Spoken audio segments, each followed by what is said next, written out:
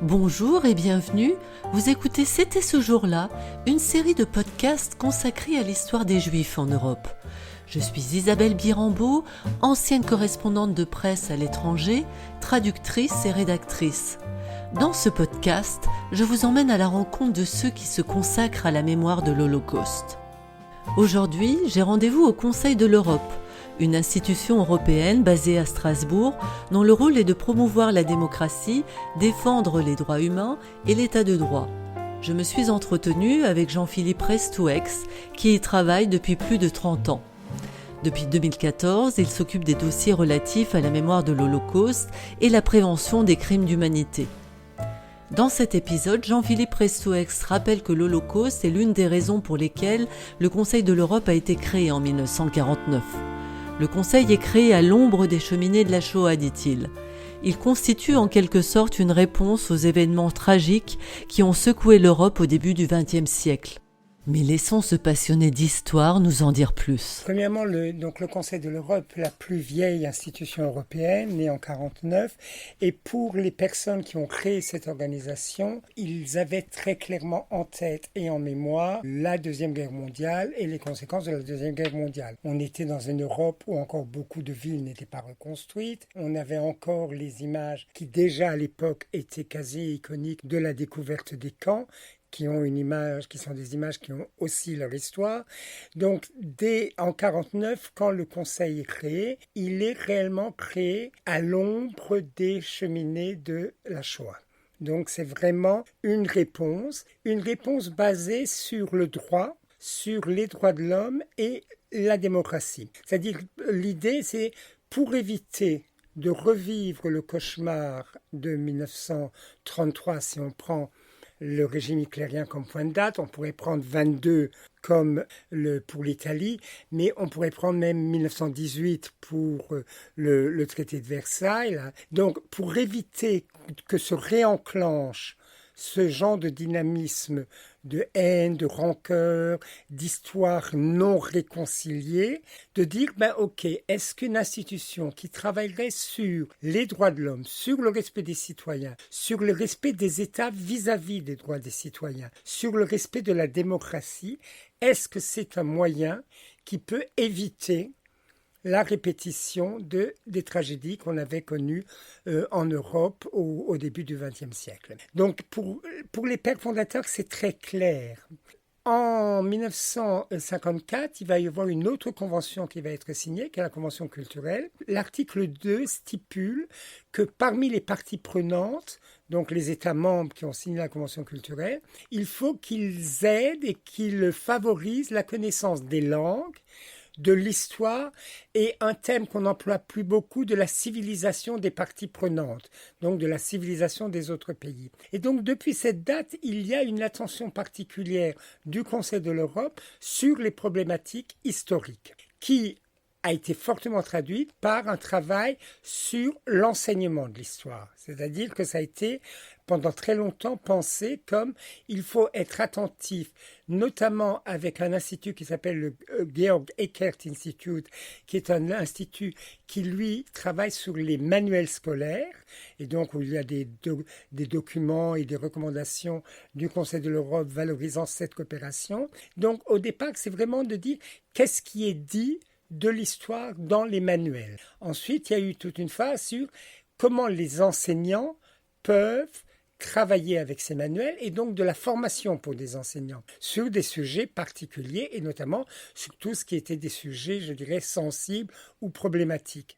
Donc il y a eu tout ce travail et qui est un travail qui s'ancre depuis plus de 70 ans dans les travaux du Conseil de l'Europe. Donc toute la question histoire, mémoire de la Shoah se pense et doit être pensée au sein de l'institution comme une des bases et un des éléments qui fait notre vivre ensemble en Europe en 2024. Donc ceci explique pourquoi en octobre 2022, le Conseil de l'Europe a instauré une journée de commémoration de l'Holocauste. Alors la journée de la commémoration de l'Holocauste et même avant, puisque je pense que ça fait plus d'une dizaine d'années suite à la déclaration de Stockholm en 2000, où le Premier ministre de l'époque suédois avait convié un tas d'États à venir le rejoindre pour dire comment on fait pour garantir qu'il y ait une transmission de la mémoire de la Shoah. Le Conseil de l'Europe avait à ce stade immédiatement déclaré et demandé à ses États membres de choisir une date de commémoration. Cette date, pour la plupart de nos États membres, se déroule le 27 janvier, qui est la date de la, entre guillemets, libération d'Auschwitz par l'armée rouge. Mais les États membres ont le choix de la date, c'est-à-dire que ce n'est pas forcément le 27 janvier. De manière un peu plus récente, il y a aussi une date qui s'est imposée lentement, mais qui maintenant, pour le Conseil, est tout aussi importante, qui est le 2 août, qui est l'anniversaire, et cette année on a fêté le 80e anniversaire de la liquidation du camp de Zigan de Auschwitz-Birkenau, où en une nuit, le camp des familles tziganes a été détruit et où il y a eu entre 2000 et 3000 personnes qui ont été liquidées dans la nuit. Donc ça, c'est les deux dates que nous avons de commémoration, je dirais, institutionnelle pour le Conseil, plus qui s'ajoutent aux dates que chaque pays peut avoir en termes de mémoire de l'Holocauste. La difficulté qu'on a, c'est qu'au sein de nos États membres, la mémoire de la Shoah est encore une plaie vive dans un certain nombre de pays. Et pour des éléments sur lesquels nous reviendrons, mais où il y a réellement parfois une difficulté pour ces pays d'assumer le poids de la Shoah et de ce qui s'est passé dans leur pays pour la destruction des Juifs d'Europe, si on reprend le titre canonique de Hilberg. Et là, évidemment, il y a une difficulté de comment faire dialoguer des mémoires douloureuses et comment faire, je ne voudrais pas dire converger, mais au moins comment faire qu'il y ait un vrai dialogue respectueux de chacune des histoires autour de la question de comment on commémore ensemble la mémoire de la Shoah, ce qui explique qu'en 2022, il y a eu une recommandation du comité des ministres sur transmettre la mémoire de la Shoah et prévenir les crimes contre l'humanité. Et donc ça, c'est le texte qui maintenant base notre travail sur la mémoire de la Shoah. Vous avez un exemple concret pour illustrer comment cette commémoration s'orchestre en fait dans les différents pays européens ? Alors, de nouveau, selon les pays, le poids de la mémoire de la Shoah est très différent. C'est-à-dire, si on prend nos voisins de l'autre côté du Rhin, évidemment, pour le passé allemand, la mémoire de la Shoah, je dirais, est un travail qu'ils ont depuis la fin de la guerre, avec des hauts et des bas. Je dis des hauts et des bas parce que ça n'empêche que l'AfD peut gagner les élections en Thuringe. Donc, c'est pas la mémoire de la Shoah ne garantit aucunement que les terreurs du passé ne puissent pas réapparaître. Après, la mémoire de la Shoah en 2024 pose le problème d'une mémoire sans témoin direct. C'est-à-dire, pendant très longtemps, la transmission de cette mémoire a été faite par des témoins, par des survivants qui ont réellement investi dans comment raconter leur histoire, que ce soit par une transmission orale, où évidemment on pense au livre de Lévy, on pense à Charlotte Delbo, enfin on pense à Wiesel, à tous ces gens qui ont, à Semprin, à tous ceux qui ont témoigné par écrit de cette histoire. Après, il y a tous les témoins qui allaient dans des classes, qui allaient discuter et rencontrer des jeunes générations pour leur dire ce qu'ils avaient vécu. Et je dirais l'image quasiment symbolique, c'est montrer le numéro qu'ils avaient tatoué sur le bras.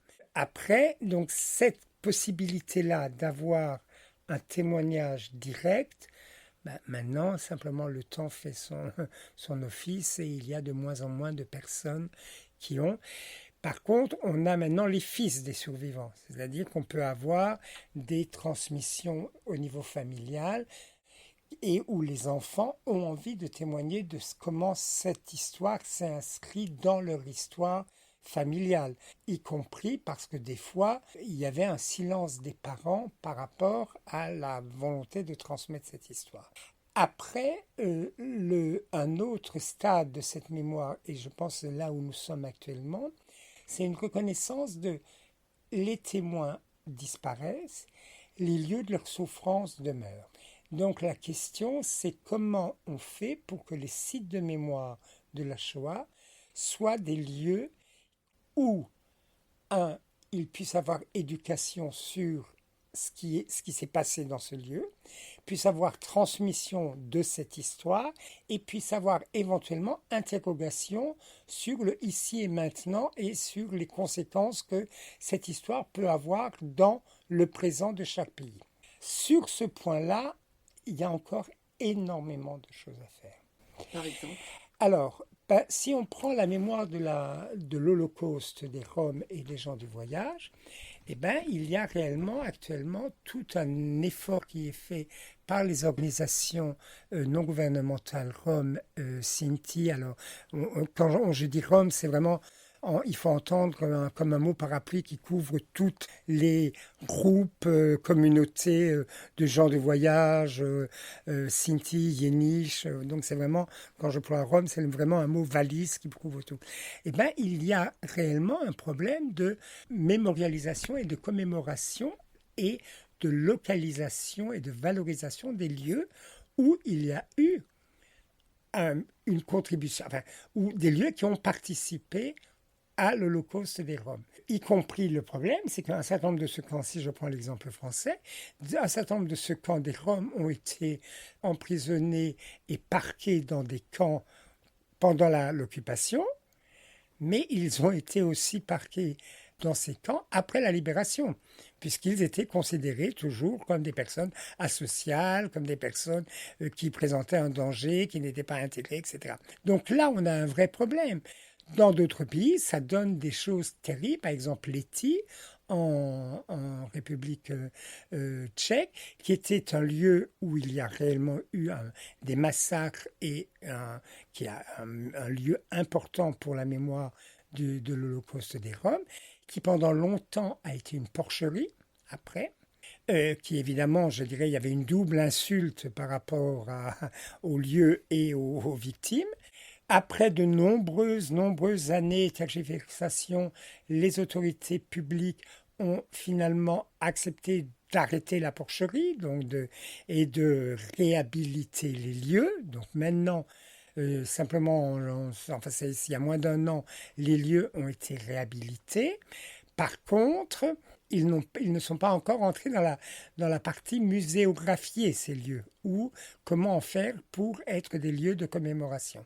Autre exemple à donner sur les lieux, je vais prendre un exemple qui est pourtant très connu, mais qui pose aussi, où il y a aussi des problèmes. Auschwitz-Birkenau. Auschwitz-Birkenau, c'est 2 millions de visiteurs par an. Et bien évidemment, là, on est dans des problématiques, et je suis désolé du terme, de surtourisme. C'est-à-dire que il y a des gens qui vont à Cracovie, qui est une ville absolument superbe, capitale historique, etc. Il y a tout un revival semi-hollywoodien d'un genre de Klezmerland à Casimir. Et dans ce paquet, entre Schindler's List, il y a la mine de sel et on va passer quelques heures à Auschwitz. Là, alors de nouveau, face à ce tourisme de masse, qu'est-ce que tout visiteur qui va à Auschwitz retient de cette visite? Ça, je ne sais pas, parce qu'en plus 2 millions, ça fait beaucoup de gens à sonder. Par contre, j'ai une position très minoritaire là-dessus, mais pour comprendre la Shoah en Europe, il n'y a pas besoin d'aller à Auschwitz. On peut aller au coin de sa rue et se demander où étaient les Juifs qui habitaient dans cet immeuble en 1920 et qui ont disparu. Donc on peut, je dirais, quasiment pays par pays, on peut nommer des lieux qui soient non... alors, ils sont répertoriés, mais qui sont non protégés, qui ne sont pas mis en valeur, qui ne sont pas muséographiés, et ça pose un problème. Ça pose un problème uniquement sur ce que j'appellerais quelque chose qui pour moi dans cette mémoire est important, qui est juste le syndrome d'Antigone. Il y a un mort, il faut qu'il y ait des respects aux morts. Et par exemple, j'ai donné un exemple qui date d'il y a 2 ans à Gusen, qui est un des... Gusen, c'est vraiment la fin de la Shoah. On est en novembre 1944, les marches de la mort ont ramené les derniers prisonniers en Autriche et en Allemagne, donc à Mauthausen, et Gösen est un camp qui dépend de Mauthausen. Et en fait, on va empiler, parce qu'il n'y a pas d'autre terme, je suis désolé, c'est un peu cru, mais on va empiler des personnes dans un espace en milieu d'une forêt. On ne sait même pas s'il y a des défenses, enfin s'il y a des barrières. On ne sait même pas si c'était... parce que globalement, ce qu'on a fait, on a laissé ces personnes mourir de faim. Et donc, c'est une forêt. Aujourd'hui, c'est une forêt.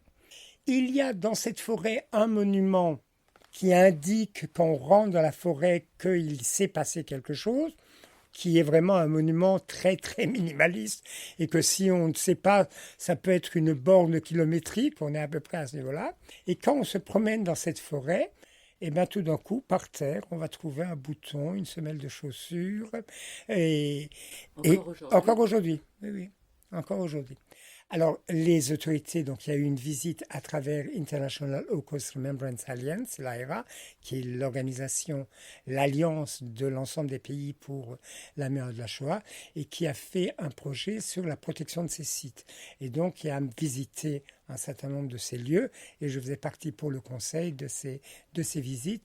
Moi, la question étant comment ces lieux pouvaient être des lieux d'éducation. Et par exemple, Guischkirchen, c'était cette forêt où il y a rien. Et là, du coup, eh ben, on se dit, mais il faut au minimum que ça soit noté, qu'on dise que là, il s'est passé quelque chose. Alors maintenant, il y a toujours dans ce genre de questions, il y a des problèmes très concrets, c'est-à-dire que le terrain appartenait à différents propriétaires, que il fallait passer par une expropriation des terrains, qu'il fallait... Donc ça, maintenant, les autorités autrichiennes ont. Donc ce terrain appartient à la République d'Autriche, mais il faut maintenant savoir comment ils vont faire, sachant qu'il n'y a rien à voir. Enfin, c'est une forêt où, voilà, juste ce qu'on sait, c'est qu'il y a des gens qui sont morts de faim dans cet endroit-là. Et ce genre de question, en fait, est abordé au Conseil de l'Europe et vous Alors, étudiez ensemble au sein des différents pays européens comment sera traité ce genre de questions? alors, on a fait, donc, au sein de la coopération intergouvernementale au niveau histoire, on a fait en 2022, on a fait un forum intergouvernemental sur l'éducation historique qui portait sur les sites de mémoire, sites d'apprentissage de la démocratie. Et donc, c'était cette question qui était portée, comment des sites de mémoire et sites, en fait, c'est les lieux de mémoire de Nora, c'est-à-dire comment les lieux de mémoire réels, physiques, symboliques sont porteurs aussi d'un apprentissage à la démocratie. Les exemples qui ont été donnés pendant ce forum ne portaient pas tous sur la Shoah, parce que ces problèmes, ça regarde toute question historique et toute mémoire historique. Et dans beaucoup de pays, ça regarde des sujets très douloureux, que ce soit la guerre civile en Espagne, que ce soit le passé du communisme dans un certain nombre de pays d'Europe centrale et orientale, voilà, que ce soit la mémoire de la colonisation et de l'esclavage. Donc il y a un tas de chapitres où la gestion mémorielle n'est pas... Alors j'allais dire que satisfaisant. Satisfaisant, ça voudrait dire qu'on aurait un étalon. Personne ne sait comment il faut gérer. Mais je dirais au moins une gestion mémorielle qui reconnaisse et la difficulté, et la douleur, et les enjeux liés à cette gestion. Et il y a un certain nombre d'endroits, et il y a un certain nombre de forces politiques qui n'ont aucune envie d'être confrontées à cela. Vous pouvez citer des exemples? Il est clair que des régimes illibéraux n'ont aucune envie d'assumer leur mémoire. Et on pourrait même faire une analyse de la guerre actuelle entre la Fédération de Russie et enfin, l'agression de la Fédération de Russie vis-à-vis de l'Ukraine, aussi sous l'angle purement historique. Purement sur comment, dans la dislocation de l'Union soviétique, la Russie, dans le rôle que jouait la Russie dans l'Union soviétique, c'est-à-dire tous les peuples étaient égaux, mais les Russes étaient plus égaux que les autres, comment la Fédération de Russie accepte que l'Ukraine soit une nation autonome au sein de ce qui était l'Empire soviétique. Et de nouveau, je remonte là jusqu'en 1945, mais on remonte même avant, en 1917-18, Kiev va changer, je crois, 10 fois d'occupants pendant la guerre, entre nationalistes ukrainiens, troupes allemandes, troupes communistes, troupes tsaristes, donc tout le monde. Donc ça, c'est si vous lisez Bulgakov, qui fait un roman sur cette période-là.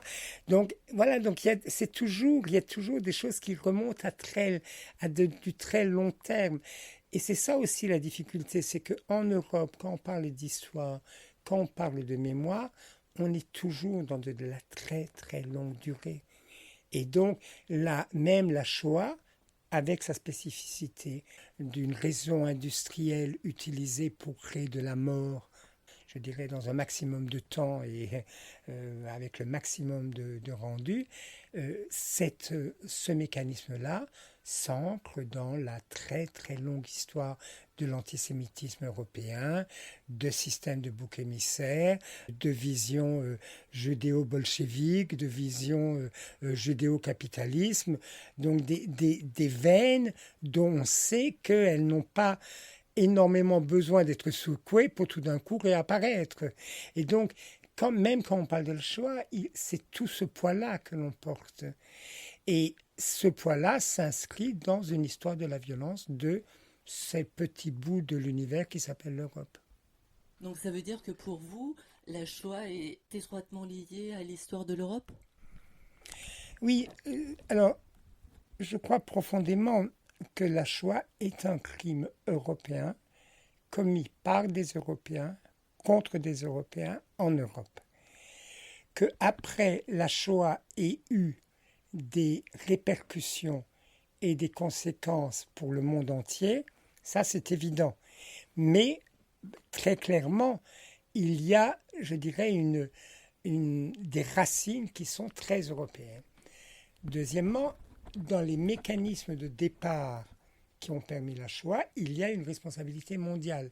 C'est la tristement fameuse conférence d'Évian de 1938, où oui, tous les pays se réunissent pour savoir comment on va, entre guillemets, résoudre la question juive, si ce n'est qu'aucun pays ne va ouvrir ses frontières pour recevoir les juifs qui vivaient en Allemagne ou qui étaient déjà dans des pays occupés par l'Allemagne nazie. Donc oui, il y a une responsabilité mondiale, mais l'ancrage est profondément un ancrage européen. Deuxième élément aussi parce que cette histoire de la violence, et ça c'est par exemple un historien qui s'appelle Bartov qui montre ça en parlant d'une petite ville, alors je ne sais pas si c'est en Biélorusse ou en Ukraine, où en fait il inscrit l'histoire de la Shoah, dans ce cas-là la Shoah par balle, dans une histoire de la violence de ces régions.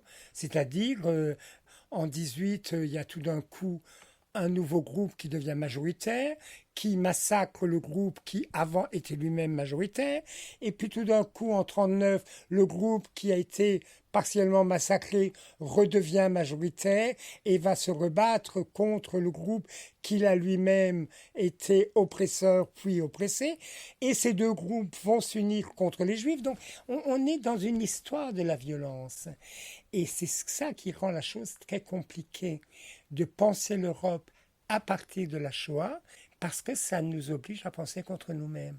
C'est-à-dire à penser l'Europe et à penser même notre humanité contre notre propre humanité, puisque la Shoah est littéralement l'endroit où toute humanité a été niée, bafouée. Et du coup, c'est pas étonnant que pour l'Europe, après 1945, mais même, je dirais, pour une bonne partie du monde, après 1945, la Shoah va être un genre d'année zéro de la pensée, puisque on va être obligé de repenser est-ce qu'il y a un Dieu après Auschwitz, on va être obligé de penser quelle est la responsabilité des Lumières dans la mise en place d'une rationalité industrielle pour tuer le maximum de gens. On va être obligé de penser l'antisémitisme chrétien et la fameuse prière sur le peuple déicide. Donc tout ça, je dirais, qui existait, va être amplifié et va être éclaté à la face de tout un chacun, de dire, voilà, qu'est-ce que vous faites avec ce qui a été. Avec le temps, on sait que cette histoire-là a écho avec d'autres génocides, que ce soit les génocides en Afrique contre les héros. Évidemment, le génocide arménien, qui là, il y a un autre problème, c'est que pour un de nos États membres, on ne peut pas parler de génocide arménien. Donc, la Turquie reconnaît les massacres, les crimes de guerre, les crimes contre l'humanité, mais elle nie qu'il y ait une responsabilité étatique et une volonté étatique d'avoir décidé qu'il y ait un génocide contre les Arméniens. Là, c'est typiquement qu'il y a encore aussi des enjeux historiques de savoir comment peut avoir cette multiperspectivité qui est quelque chose qui tient à cœur au Conseil, de dire, oui, tout événement peut être perçu de manière très différente. Donc, la Shoah est un phénomène qui est très douloureux à penser, parce qu'il y a, je pense pour beaucoup de gens, une incompréhension de qu'est-ce que ça veut dire. Alors, on est tous désarmés par rapport à la violence du monde. C'est-à-dire, actuellement, on peut penser au 7 octobre avec le Hamas, on peut penser à Gaza, on peut penser à ce qui se passe au Yémen, ce qui se passe au Ouïghour. Donc, on est tous désarmés qu'en 2024, on ait tous ces lieux de déshumanisation, de haine, de violence. Donc, on est tous désarmés face à la violence du monde.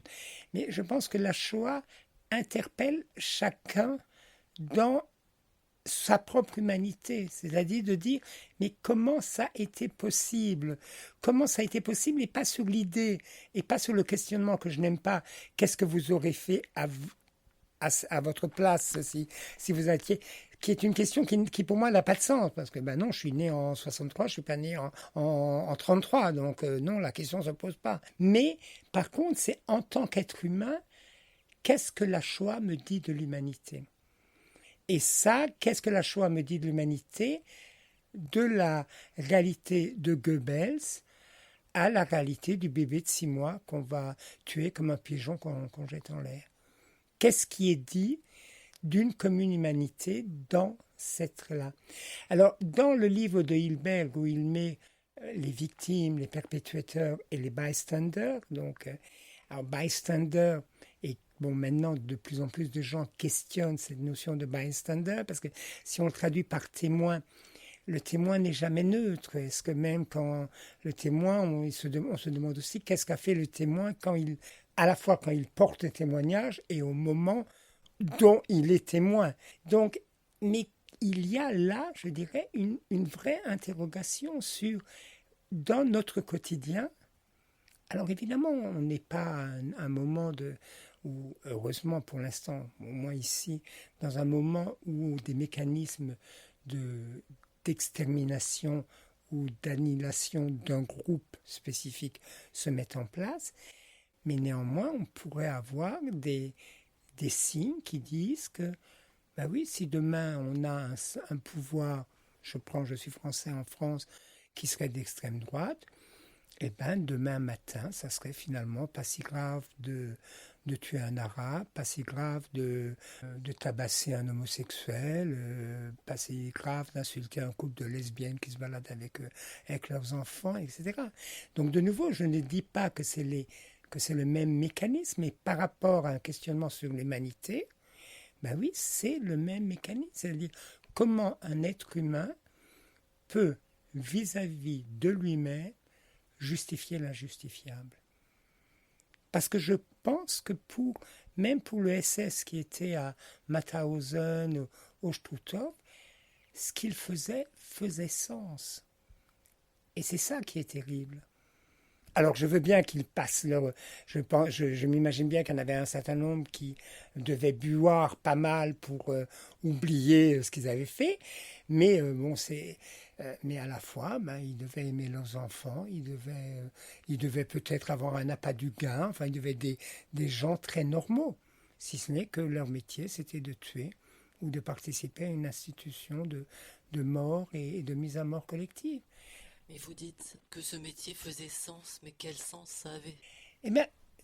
De nouveau, je pense que ça a un sens, un sens idéologique, Donc, si j'étais un nazi, oui, je croyais que, fondamentalement, que pour sauver mon pays et l'Allemagne, etc., qu'il fallait exclure, éliminer la vermine, puisqu'il y a quand même des mécanismes qui se mettent où je nie aux juifs la possibilité d'être un être humain. Pour ça, il y a c'est fabuleux et c'est terrible comme lecture, c'est les journaux de Klemperer, de Victor Klemperer, qui décrit pendant toute la guerre, alors parce que sa femme était allemande non juive, donc lui ne pouvait pas être, et il a traversé toute la guerre, très caché, mais enfin, et où il montre comment les juifs n'ont plus le droit de sortir, n'ont plus le droit d'acheter, et juste que moi la chose ça me fait à la fois sourire et ça me terrifie, à un moment il y a une loi où les juifs n'avaient plus le droit d'avoir de chat. Et donc le pauvre Victor Klemperer, qui avait un chat, passe des pages et des pages dans son journal à se demander comment il va faire pour que son chat ne soit pas atteint par ce point. Donc ça, c'est terrible. Mais si je crois à ce cadre politique, ben oui, du coup, oui, le juif est un ennemi. Si je suis très croyant dans le sens Cato 1930, si je crois que les Juifs sont le peuple déicide, que c'est eux qui ont tué le Christ, eh bien oui, vous avez tué le Christ, il est normal que vous payiez le crime du sang, puisque vous êtes un peuple déicide. Donc, je dis, on peut toujours trouver des cadres mentaux, des univers de croyances qui vont justifier l'injustifiable. Et ce n'est même pas la banalité du mal de Arendt. C'est simplement une question de... Je crois profondément qu'en fonction du cadre des sociétés dans lesquelles on vit, on peut effectivement commettre le pire. Alors, à notre niveau, je dirais, aujourd'hui, il y a un autre versant, je vais le prendre tout à fait dans l'autre bout. C'est typiquement le fait aux caisses de supermarché de ne pas regarder le vendeur ou le caissier ou la caissière. C'est juste ça, c'est-à-dire de nier le minimum que nous sommes deux êtres humains. Lui est caissier, moi je suis client dans un supermarché. Donc là, je dirais, tous ces petits crimes sans importance, on en commet tous les jours. Mais si j'ai une autorité, si j'ai un pouvoir public qui me dit « mais oui, mais c'est bien de faire ces crimes sans importance, parce que de fait, tu es un homme, tu es blanc, tu es intelligent. » Si je flatte ma vanité et si le pouvoir politique flatte la vanité et les pires instincts qui résident dans chacun d'entre nous, oui, je peux vraiment me comporter comme un salaud et sans en avoir mauvaise conscience. Donc ce que vous dites, ça veut dire que le plus jamais ça, il est encore possible. Alors juste pour préciser quand même à ce stade, parce que là, on n'est plus du tout dans... Je ne suis pas du tout en train de parler d'une parole institutionnelle. Ce n'est pas du tout la position du Conseil sur ça. C'est juste pour clarifier ça. Non, je ne crois pas au plus jamais ça. Parce que de fait, et même sur l'histoire et le rôle de l'histoire, donc il y a un narratif qui est effectivement des pouvoirs publics de dire oui, l'histoire c'est important, la fameuse citation de Voltaire, sans passé il ne peut pas avoir de futur. Donc oui, il y a tout un narratif qui est très ancré. Si ce n'est que je pense que c'est un joli conte de fées. C'est un joli conte de fées parce que là, je suis typiquement du côté de Todorov, donc l'intellectuel bulgare, qui était un grand penseur de l'Europe et qui disait « L'Europe est le continent des paradoxes où A et non A sont également vrais, où l'Athènes du 5e siècle cohabite avec Auschwitz-Birkenau, où les Lumières cohabitent avec la Shoah ou les crimes du stalinisme. Et les deux sont vrais. » Et donc, je crois que c'est plus ça, c'est-à-dire que c'est pas le plus jamais ça, c'est de transmettre et de comprendre comment on fait avec ce paradoxe. Et ça, c'est typiquement la phrase de Charles dans Fleuve d'hypnose que je cite assez souvent. Notre héritage n'est précédé d'aucun testament. C'est-à-dire ça, c'est. d'un point de vue comme le psychanalytique lacanien. C'est, voilà, qu'on fasse ce qu'on veut, ça a été et c'est là. Qu'est-ce qu'on en fait? Donc la question pour moi, ce n'est pas plus jamais ça. C'est comment chacun, chacune, dans sa liberté, gère cet héritage. Et une partie de cet héritage, c'est la partie dishumaine qui est en moi, mon humanité propre. Et là, peut-être que effectivement, la mémoire de la Shoah peut indiquer des endroits où je ne veux pas aller. Donc je dirais c'est plus ça, c'est plus d'indiquer en faisant face à une inhumanité absolue que peut-être certains et certaines d'entre nous diront mais non, moi je ne veux pas aller à cet endroit-là. Donc pour moi c'est plus une question de d'immuniser par la gestion que chacun et chacune fait de cet héritage-là. D'accord. Mais de nouveau, sans se faire d'illusions, parce que là où, même dans cette pensée-là, on est bloqué, c'est que ce choix de comment je gère cet héritage, il n'est pas, on est tous égaux en dignité et en droit, ça je n'ai pas de doute, si ce n'est qu'après, moi, je suis blanc, 60 ans, je n'ai jamais connu aucun conflit de mon pays, je suis gay et ça n'a pas... Bon, dans les années 70, c'était pas forcément marrant quand j'étais jeune et ado, mais maintenant, ben voilà. J'ai un emploi fixe, donc je ne prends pas beaucoup de risques. Par contre, si je suis une femme noire, si j'étais une jeune musulmane à qui on dit tais-toi et mange ta soupe, et de toute façon, tu es une femme et tu ne dois pas faire d'études. Si je suis un jeune Marocain de deuxième génération qui envoie des CV à 50 CV et qui, parce qu'il s'appelle Abdullah ou Samir, il n'a pas droit à un emploi parce que son employeur ne veut pas un arabe de chez lui parce que c'est des gens qui amènent des difficultés, ben, du coup, la question de la gestion de l'héritage se pose de manière très, très différente. Donc c'est là aussi, c'est-à-dire que dans ce questionnement, il y a forcément une implication sur qu'est-ce que ça veut dire pour un vivre ensemble dans un ici et maintenant. Et là, les réponses sont aussi culturellement marquées. Parce que cette question ne se pose pas de la même manière en Pologne, en Italie du Sud, en Écosse et à Bruxelles. Donc la question est la même, mais la gestion des réponses possibles est différente. Et pour conclure, je pense que donc c'est pas un plus jamais ça, c'est comment collectivement, en portant nos propres interrogations, en portant nos propres blessures, en portant nos propres inachèvements d'être humain, nous faisons pour être humains ensemble. Et là, ben, c'est un défi quotidien et il n'y a pas de réponse. Hein, j'ai pas de réponse. Et c'est, je pense, la mémoire de la Shoah, c'est dans ce cadre-là que pour moi elle fait sens. Mais comme toute histoire, parce que c'est comme toutes les douleurs et les plaies du passé, eh bien oui, il faut vivre avec. Et comment je vis avec et comment je pense cette inhumanité dont elle témoigne. Et c'est un peu aussi la mission du Conseil de l'Europe d'aller dans cette direction. Alors oui, c'est la mission. Alors pour le Conseil, pour le coup, c'est d'un côté principalement de droit, de démocratie et de respect des droits de l'homme.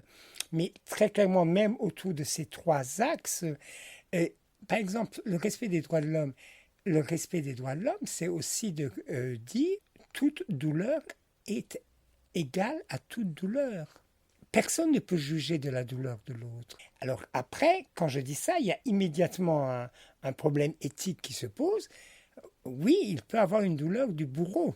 Est-ce que la douleur du bourreau équivaut à la douleur de la victime? Je ne sais pas. C'est-à-dire la douleur du bourreau, qu'est-ce que vous entendez par là?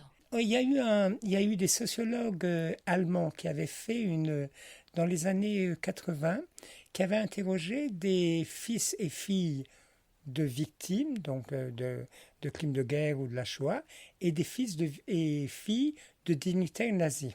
Dans l'édition allemande, les deux volumes étaient séparés. C'est-à-dire qu'il y avait un volume sur fils et filles de bourreaux et un volume fils et filles de victimes. L'édition française, de manière assez perverse, avait intercalé un témoignage de fils et filles de victimes, un de fils et filles de bourreaux. À la lecture du livre, à un moment, on ne savait plus si on lisait un fils et fils de victimes ou fils et fils de bourreaux. Parce que les mécanismes qui étaient décrits, qui étaient le poids de la mémoire, les silences familiaux, le regard des autres par rapport à cette histoire-là, les mécanismes étaient identiques. Et la douleur du bourreau, ben, c'est toujours qui est quelque chose qui pour moi continue à m'interpeller, qui est donc qui est documenté, qui est un essai dans la Wehrmacht qui dans un des Einsatzgruppe, donc en 41, alors je ne sais pas où, si c'était, enfin c'est quelque part entre Bélarus, Ukraine, je pense que c'était un de ces groupes, qui vient d'être papa. Et il envoie une lettre à sa femme, et cette lettre est très pleine d'attachement pour sa femme et pour le bébé qu'il n'a pas encore vu. Et il va raconter à sa femme que il a dû massacrer une population juive et qu'il a notamment massacré une femme avec un bébé. Et il dit, et j'ai tué cet enfant parce que si je ne l'avais pas tué, cet enfant aurait pu tuer notre enfant. Quand je lis ça, et manifestement donc sur la lettre, il y a des larmes, c'est-à-dire qu'il a pleuré. Enfin, il a pleuré. Est-ce qu'il a pleuré parce qu'il pensait à son fils? On ne sait pas d'où viennent les larmes. Mais c'est là où il y a une douleur du bourreau. Et de nouveau, quand je dis la douleur du bourreau, c'est aussi accepter que le bourreau est humain. C'est aussi reconnaître que le bourreau, les perpétuateurs, non, c'est pas des monstres, c'est pas des aliens qui sont vus d'une autre planète. Non, c'était des gens comme vous et moi qui avaient une éducation. En plus, en Allemagne, en 1930, l'Allemagne était quand même, enfin, on avait des prix Nobel, c'était un peuple collectivement très riche, qui avait une longue tradition d'intégration des populations juives, de Mendelssohn à Einstein. Enfin, donc, c'est pas ça. Donc, comment, dans cette humanité-là, et là, malheureusement, c'est par rapport à votre question sur le plus jamais ça, même la culture n'est pas, comme disait Thomas Mann, la culture n'est pas une arme, c'est juste une consolation. Donc que même oui, le bourreau est un être humain. Et donc, du coup, le questionnement sur la mémoire de la Shoah, et là, qui est un questionnement qui rejoint les questions sur la démocratie, l'état de droit et le respect des droits de l'homme, c'est effectivement comment, dans le vivre ensemble, on vit avec l'humanité de chacun. Et cette humanité de chacun, ben oui, tout le monde n'est pas beau et tout le monde n'est pas gentil. D'accord. Mais est-ce que ça veut dire que des gens ne sont pas humains? Non. Et donc, du coup, là aussi, le fait que pour le Conseil, par exemple, l'abolition de la peine de mort, qui est quelque chose où on dit il n'est pas possible, c'est typiquement aussi cela. C'est-à-dire, maintenant, on ne sait jamais qu'est-ce qui va mener n'importe qui au pire. Je continue à penser, oui, que Adolf Hitler, malheureusement, pourrait être mon frère. D'où l'importance d'avoir des règles dans un état de droit, par exemple. Oui, et d'être malgré tout, je dirais, d'accord sur un certain nombre de valeurs au niveau réellement éthique. C'est-à-dire vraiment sur la question, il y a des choses sur lesquelles, même dans un dialogue interculturel, même dans un dialogue le plus ouvert possible, où pour moi, c'est-à-dire que je ne peux pas aller au-delà, il y en a au moins deux. Alors de fait, pour le Conseil, je dirais, c'est de reconnaître que chacun est égal en dignité et en droit. Ça doit se baser effectivement sur des valeurs, c'est-à-dire on peut dialoguer avec tout le monde, on peut reconnaître cette douleur à tous les peuples, à tout le monde, parce que personne ne peut juger de la douleur de l'autre, mais il faut être quand même certain qu'on a les mêmes valeurs. Et ces valeurs, c'est je ne peux pas tuer l'autre, tu ne peux pas me tuer. Et deuxièmement, une reconnaissance mutuelle que chacun est égal en dignité et en droit. Si on a ces deux valeurs qui sont la base du dialogue, on peut à peu près dialoguer de tout. Alors, je dis pas que c'est facile, Je pense que ça nécessite énormément d'efforts d'écoute, énormément d'efforts de non-jugement, parce que le jugement est basé sur, je dirais, des a priori, des je crois comprendre que. Mais moi, je ne sais pas ce que c'est d'être une femme noire ou d'être grec. Ben non, je ne sais pas. Donc, de prendre réellement le temps de l'écoute dans des sociétés qui communiquent énormément, mais qui écoutent très peu. Donc, le temps de cette écoute de ce que l'autre a à me dire dans une réelle hospitalité de l'autre. Et là, l'hospitalité de l'autre, on pense et à Lévinas et à Derrida sur comment on accueille l'autre. Et ben oui, là je pense qu'on est très proche des valeurs que défend le Conseil de l'Europe. C'est-à-dire qu'on est très proche de comment on fait dans nos sociétés qui sont multiples, diverses, pour que les différents communautés, groupes qui la composent se sentent écoutés, respectés dans leurs différences, dans leur histoire. Donc, je pense qu'on est au même endroit. Alors évidemment, pour une organisation comme le Conseil, l'outil principal qui va être utilisé, c'est le droit, parce qu'on est quand même une organisation qui est basée sur le droit, qui travaille sur le droit, sur des conventions, des chartes. Donc c'est vraiment, je dirais, très juridique. Donc c'est le choix principal qui a été fait. Mais ce choix de la loi n'a de sens que si on est certain qu'il y a un partage de valeurs. Parce que c'est souvent... Alors moi, je ne suis pas juriste dans une organisation où il y a beaucoup de juristes. Et je dis souvent aux juristes, je dis, en 1933, les lois de Nuremberg, elles étaient absolument parfaites d'un point de vue juridique. Le nazisme était un état de droit. Il n'y a pas de coup d'État. On n'est pas comme la marche sur Rome pour Mussolini. On a un parlement, on a des élections, même si c'est militaire, il y a des magouilles politiques qui font que, finalement, on demande au chancelier Hitler de former un gouvernement. Et on va avoir les lois de Nuremberg parce que pour tuer les Juifs, les juristes disent « Ah mais quand même, il faut savoir de quoi on parle ». Et on va se retrouver avec ce système complètement fou que, si votre grand-père si c'est votre grand-mère, et on va trouver des tableaux qui va dire qui est juif et qui ne l'est pas.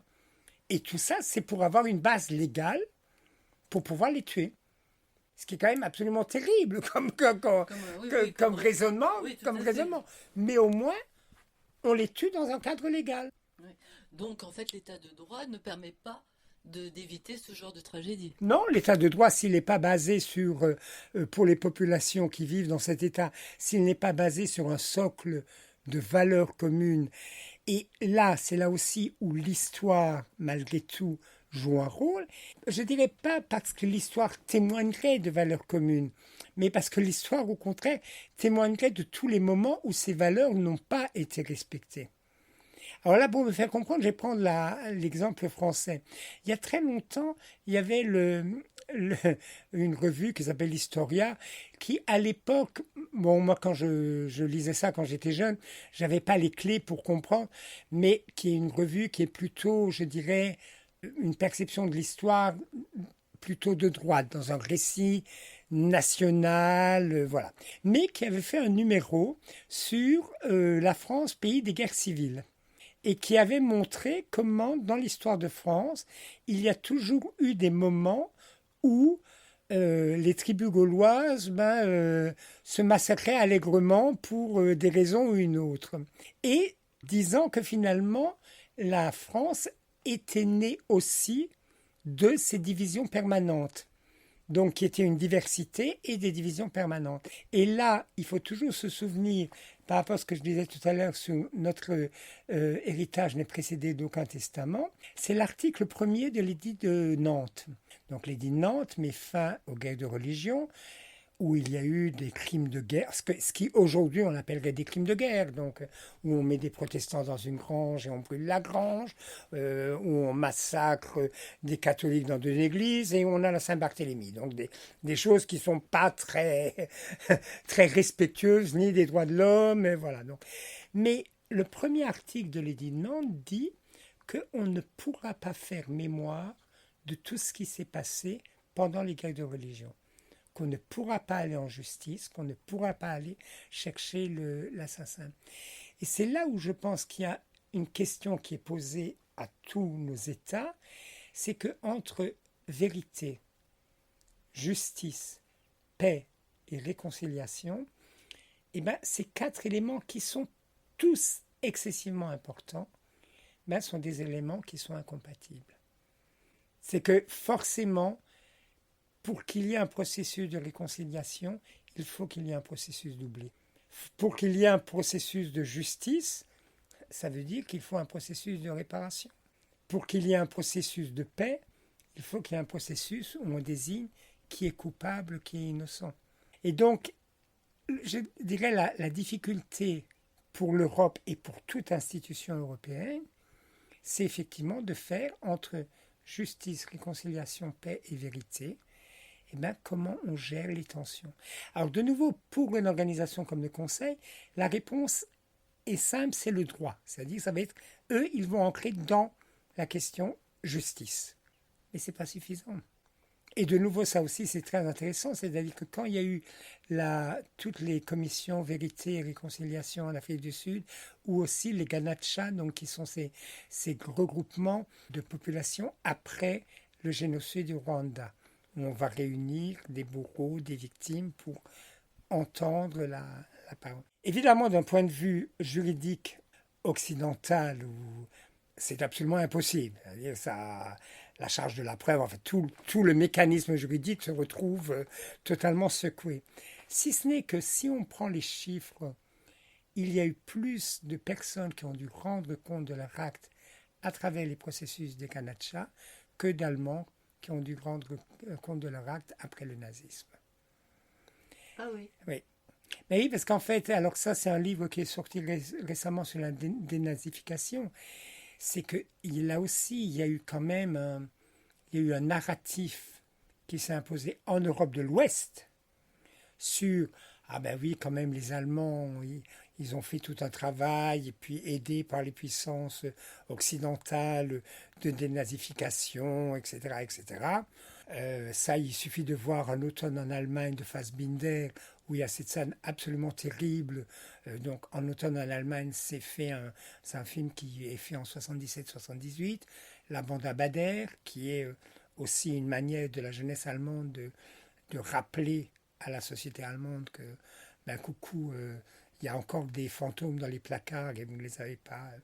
Et donc la mère de Fassbinder, qui avait l'âge d'avoir vécu le nazisme, se révolte contre contre l'armée rouge, enfin la Rote Armee Fraktion, donc de manière très dure. Et elle dit oui, il nous faudrait un bon dictateur.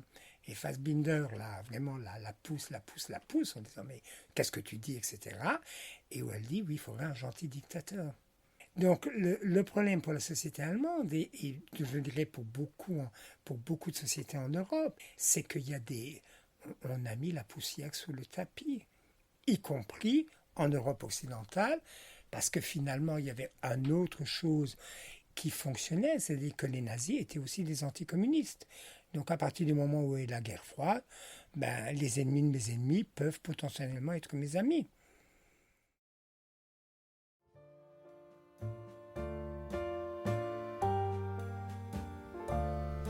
Ce podcast a entièrement été réalisé par Isabelle Birambeau.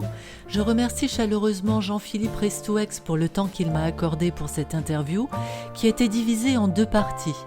Je vous donne donc rendez-vous prochainement pour un 2e épisode avec Jean-Philippe Restouex.